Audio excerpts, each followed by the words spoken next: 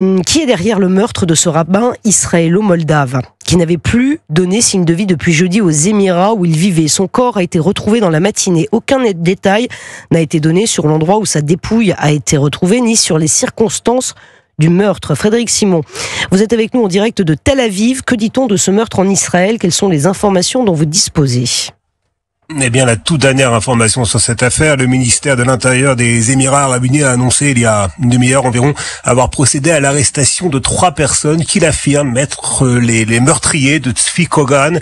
Le corps sans vie de ce rabbin avait été retrouvé ce matin dans la ville de Al-Aïn, une localité proche de la frontière entre les Émirats Arabes Unis et le sultanat d'Oman, et située à 150 kilomètres environ d'Abu Dhabi. C'est à Abu Dhabi que résidait le rabbin depuis la normalisation des relations entre les Émirats et Israël, officialisé il y a 4 ans. Il s'y occupait de l'antenne locale du mouvement religieux Lubavitch et plus largement de la vie de la petite communauté juive locale. Peu de choses sont connues à ce stade sur les circonstances de son assassinat. D'après certaines sources émiraties citées aujourd'hui par les médias en Israël, Tzvi Kogan aurait été attiré en dehors d'Abu Dhabi par un groupe de ressortissants ouzbeks et toujours selon ces mêmes sources, les meurtriers de Tzvi Kogan auraient agi pour le compte de l'Iran.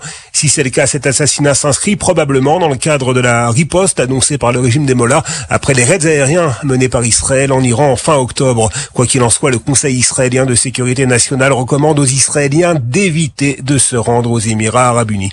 Merci beaucoup Frédéric Simon en direct de Tel Aviv pour Europe 1.